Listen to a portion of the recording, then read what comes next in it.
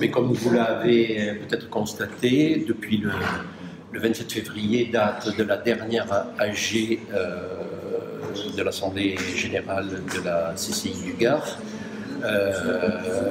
qui avait fait un putsch, que je considère comme un putsch. J'ai attendu le résultat, puisque j'avais saisi le TA, j'ai attendu le résultat du TA pour savoir qu'est-ce que le juridique pensait de cette situation-là.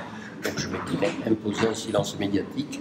Maintenant que le TA m'a donné raison, il était de mon devoir d'informer les représentants de la presse et à travers eux les chefs d'entreprise de la manière dont s'était passé le mois de janvier, le mois de février.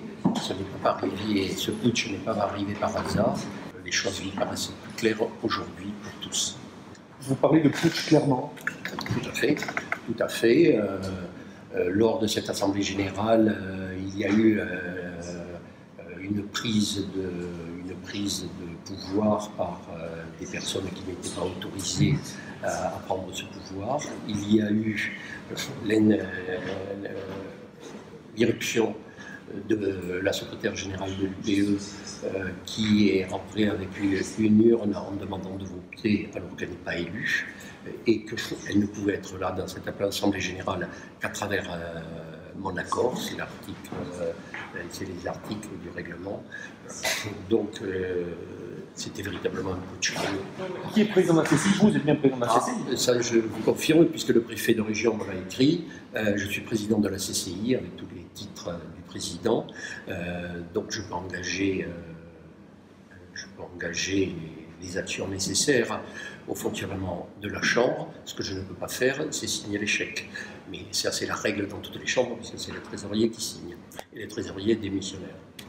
Donc, je suis actuellement en charge de la CCI. Comme je l'ai expliqué il y a quelques instants, je recevrai les représentants du personnel demain matin, l'ensemble du personnel vendredi matin.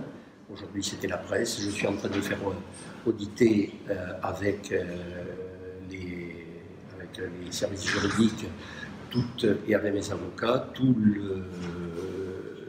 les éléments qui posent problème depuis ce putsch de février 2017, puisque le préfet m'a écrit que tous les actes, contrairement à ce que raconte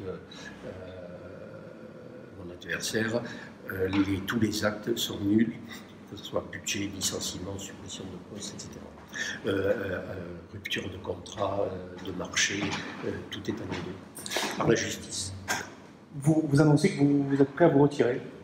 Oui, j'ai annoncé volontairement que face à cette situation que je trouve qui a été que Nîmes a vécu pendant 5 ans avec le conflit Douai-Giraudier qui s'est terminé d'ailleurs par